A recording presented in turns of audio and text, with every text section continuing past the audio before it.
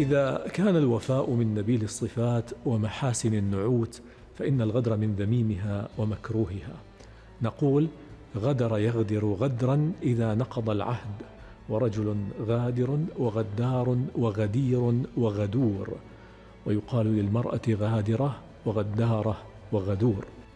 الحيوان الغادر الذي يهاجم غدرا على حين غفلة. ويقال غدر الليل أي أظلم. وغدرت المرأة وليدها أي أساءت غذاءه.